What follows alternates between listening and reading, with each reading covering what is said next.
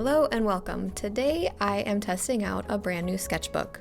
This is the Strathmore 500 series, and I'm really excited to test it out because it is a textured paper that is not super white. It's a little bit toned, a little bit creamy.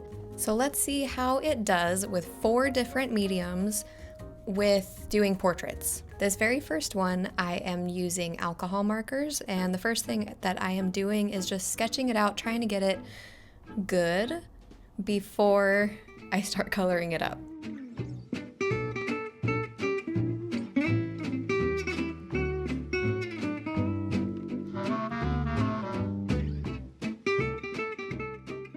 So let's see if this alcohol marker bleeds through to the other side. And it 100% does. That's not a problem. I wasn't expecting this to be a magic paper, but let's see how it compares side by side. See, the toned paper, the color is much richer than it shows up on white paper. So I'm really excited to see kind of what happens to the colors. The very first thing that I'm noticing with this paper, with alcohol markers, is that the marker feathers more than I'm used to. Now, I do have to preface that I am coming from marker pad only. That's pretty much the only sketchbook that I use right now is a marker pad. So moving from that to this, there's a very clear difference. And I don't think that it's necessarily bad because what happens here is somehow a little bit more magical in my heart than what happens on marker pads. And I don't have any kind of scientific reason for that. It just feels more full of love on this one.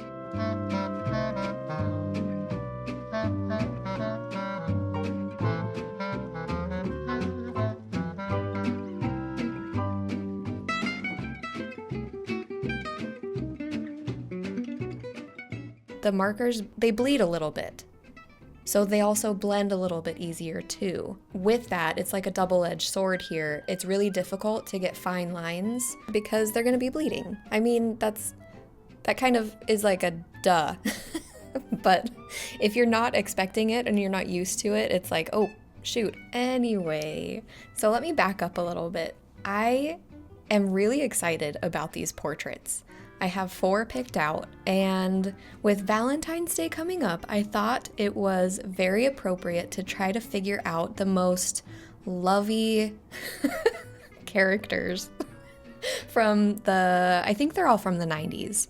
So this very first one is Alfalfa from Little Rascals.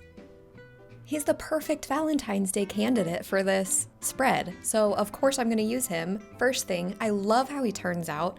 The alcohol marker is just pure magic on this paper, and I am just so happy to be doing this picture right now. It's such like a nostalgic character from my childhood, and yeah, he turns out awesome. He turns out really cool, and I do end up using colored pencils on top of him because the alcohol marker bleeds so much on this paper that there's no way that you're gonna get fine lines. Also, this nose, I went a little bit too dark. It turns out okay. I don't think I necessarily did go too dark, but I mean, it scared me for a minute. But it's okay. We'll make it work.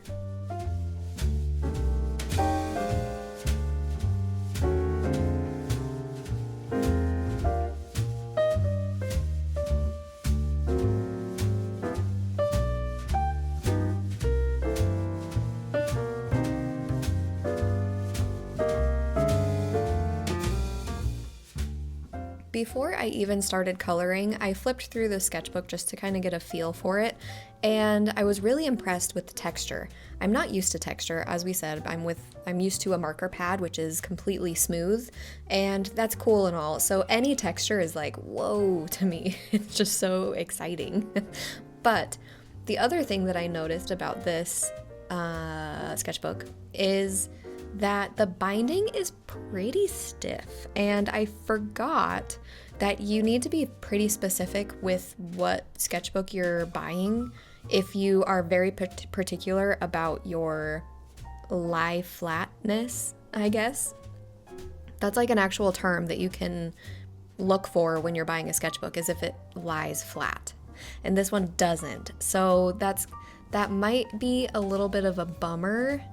See, it totally bled through. And by the way, these are what I used on this. I always think that's really interesting.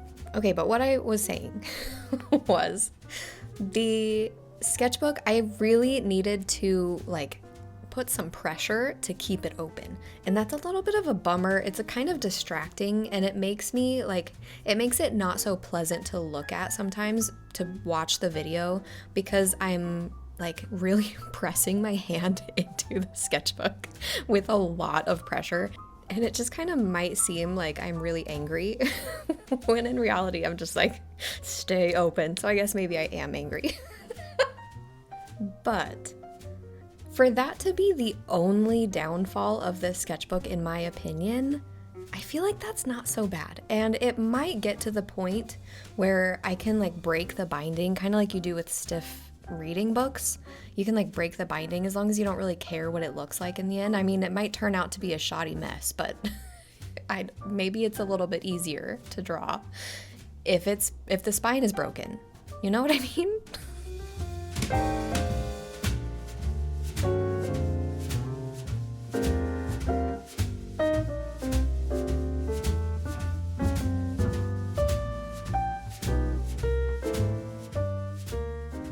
What was really cool about this drawing was that the alcohol marker just totally glows, and I didn't feel like I actually needed that much colored pencil to add texture or add like a level of interest that didn't show up with the alcohol marker.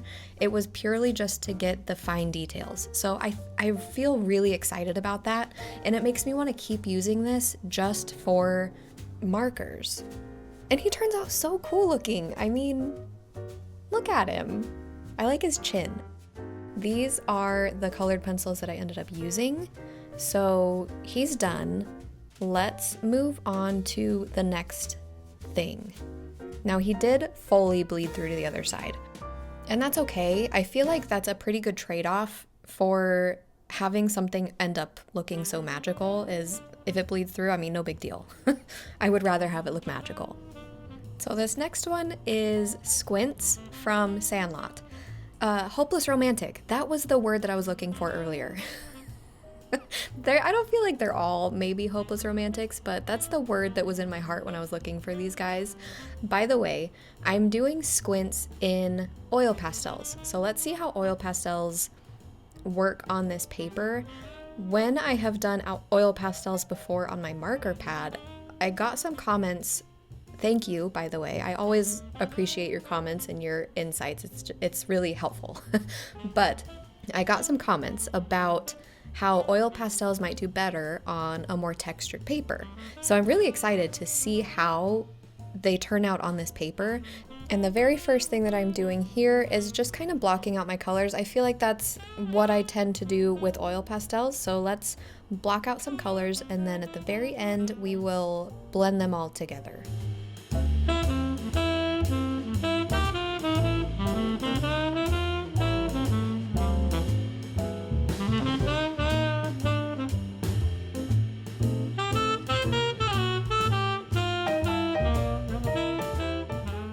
So as I'm getting this down, it doesn't really feel that much different to me than it does on marker pad or on smooth paper. It feels like a little bit different, but not immensely. So to me, this is kind of give or take. I don't feel like the color is any more rich or dull versus the smooth paper. So yeah, I mean, the biggest problem that I have is that these oil pastels are cheap quality. I'm still waiting for my Mungyo Gallery oil pastels to get here. They weren't here during the time that I drew this, but as of the time that I'm doing this voiceover, they did arrive yesterday, and I'm so excited to try them. I have opened the box, but I haven't used them yet. I'll do that on a video, and I'm so excited to try them.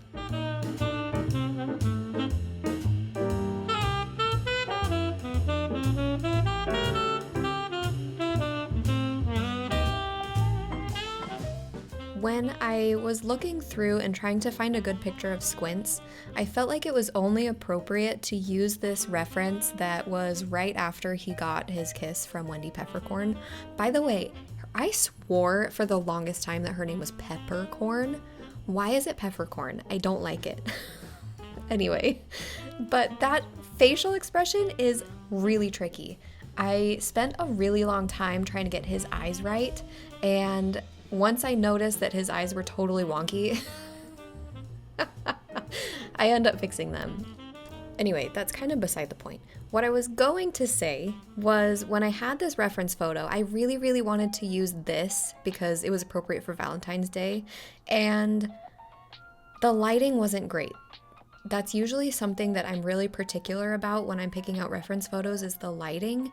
So the fact that this lighting was pretty dull, it was a challenge in and of itself. So I ended up trying to use the same kind of lighting that I used for Alfalfa, where it's yellow on the bright side and then blue on the shadow side. So that is, I tried to apply that here where I could remember to do it, but I kept forgetting that I was changing the lighting.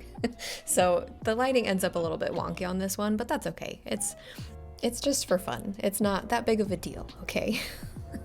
But I realize right now, oh my gosh, his eyes just are awful. So I end up making them a little bit bigger, and then I go too big, which is good because then I can kind of apply almost like adding clay to the eyelids to kind of wrap the eyelids around the eye. I hope that makes sense, but that was kind of my thought process. And the eyes are really tricky in this one. I feel like it's pretty impossible to get them perfect with oil pastels where you don't really get fine details. So yeah, I mean, my husband could tell that it was Squints, and if he could tell what I'm supposed to draw, then that's a total win in my book. I ended up giving him a background so that I could carve his chin away because I made it a little bit too big, which was making him look older. And then I slept, and then the whole time that I was trying to fall asleep, I was thinking about what I was doing wrong on this one. So I came to the conclusion while I was trying to sleep that I needed to add more shadows around his face, like some brown to the left side of his nose, in the same way that I did for Alfalfa, to really reinforce the lighting that I was trying to change. And then I went for heavy blush because if he just got his kiss, he's got to be having a really blushy cheeks, okay? And then he's done. I'm really excited about this next one, so let's get to sketching him out.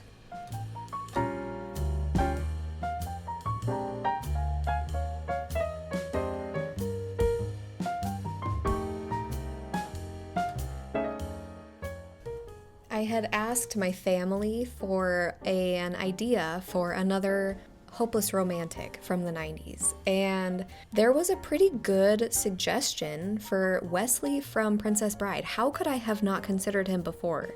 But it was perfect. So I decide to do him in colored pencil.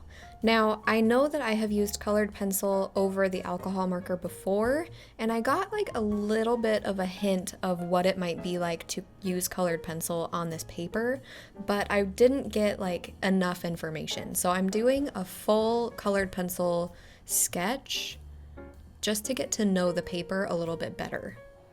It was different. It was quite different to use colored pencil on a very textured paper. Now, I don't have a lot of experience with different textures of paper, but if I had to explain how this paper feels, it was a little bit fuzzy. It was like soft and fuzzy, so textured for sure. Also, looking at this drawing without eyebrows is hilarious to me. It doesn't look like him at all until pretty much the very end, but yeah, adding eyebrows was the first step to getting him to look okay. But I did draw his cheeks maybe a little bit too big, like my left cheek, his right, and I ended up having to erase that a little bit. I don't know, it looked like he had Botox, and that's not the Wesley that we know and love, okay? But I was having so much trouble with the face. I couldn't get it to look maybe the way that I was hoping it would look. It still looks good looking back at it, but at the time I was getting a little bit frustrated. So I took a break from the face and moved on to the hair because I thought, well, maybe if I do the hair, then the face will kind of fall into place. And it does, it always helps to kind of get a better perspective on the way that things are supposed to look on the face once the hair is done, you know?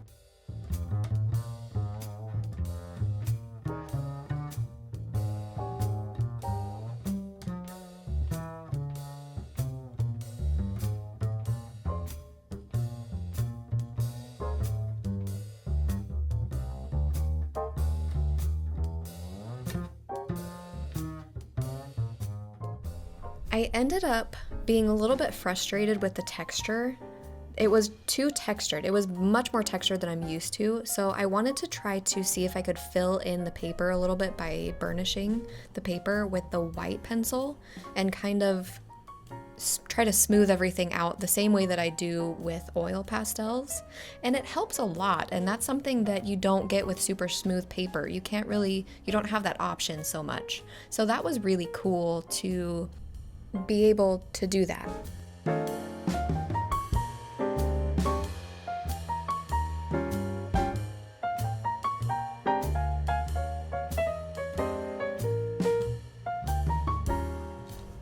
So I'm just adding in some finishing touches, and then I'm going to move on to the next one, but I'll tell you right now, I do come back to him and I add a little bit more, I don't know, a little more something something, you know? So the next one, when I was picking out Wesley, I asked my husband for his opinion on if I should do masked Wesley or unmasked Wesley, and he said definitely mask, but I felt in my heart that he needed to be unmasked so we could see his lovely hair. So I guess I draw him 2 times. I draw 2 different versions, one with a mask and one without a mask. So if you were hoping that I did the Wesley with a mask, here you go. You're welcome. Now, for this one, I am testing out soft pastels. I've used them for a second with my daughter just for funsies. So for some reason, I'm like, yes, this is a soft pastel one. Initially, I was going to do charcoal, but it's been too long that I felt like it would totally ruin the paper. It would like ruin the whole spread, and I don't know why I felt like that mattered if I ruined it, but for some reason if I ruin it by using a medium that I am not used to, then it's not my fault. So anyway, he turns out really cool, and I'm really excited to use soft pastels more, and this totally opened the door for me to be like, yes, soft pastels are cool, and I feel like they're pretty similar to charcoal, so maybe I'm not going in completely blind here as far as whether this paper is good for soft pastels or charcoal. And I will say that it was really, really fun to use soft pastels on this paper. It was really, really grippy, but I was having a little bit of trouble in my brain because I hadn't done any research on actually what to do with the chalk dust on grippy paper. And I couldn't figure out how to get rid of the dust without making a total mess. So that was a little bit of a struggle. That was my only negative using this medium on this surface. Maybe there's ways around it and I just don't know it and I'm a total idiot with this, but that's okay. I'm gonna say that it's just because I'm new to it. I'm the new kid here. Anyway, soft pastels on this paper, big thumbs up. It's just a little bit of a learning curve.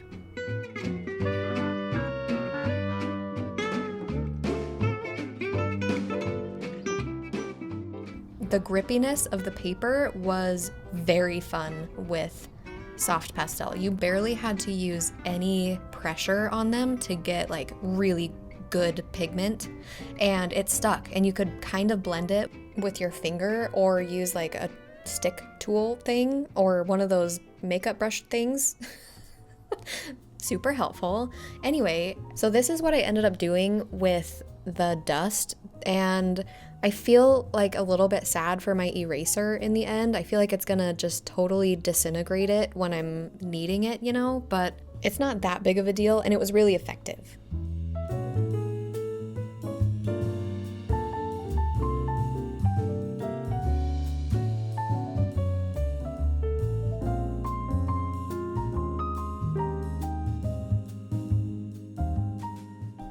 Every time that I watched this movie growing up, which was like 1,000 times because my family was obsessed with this movie, and could quote the entire thing. There weren't quotes in this movie. The whole movie was one big quote in my family's eyes.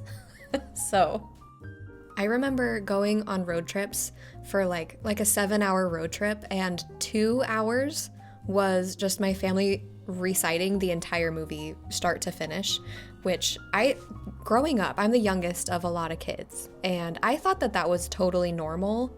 It was normal for us, okay? Anyway, what was I saying? Oh, I never noticed, of all of the times that I've seen this movie, his ears are totally shoved into his hat or his cap or whatever the heck this is. And that had to have hurt. Back to this picture though, I took a step back at this point and I realized his head is a little bit too tilted and it's looking a little bit like he's trying to flip his hair at you, you know? So I'm trying to make him a little bit less sassy by adding in the back of his head cape thing, and it helps a little bit. I go back in and add in some more shadows to get the depth back to where it should be, and I look at him compared to this and I laugh out loud. And there is a definite difference. I go back and I add the neck, but then he turns into a thug and his eyes are too wide and he's looking like, if you don't stop doing that, I'm gonna F you up, you know? So that wasn't the attitude that I was going for. So I go back to the colored pencil Wesley and I touch him up a little bit, and then I come back to this Wesley and I touch him up a little bit. So, I mean, they both turn out really good. It's just a matter of having the patience because I come back to both of them.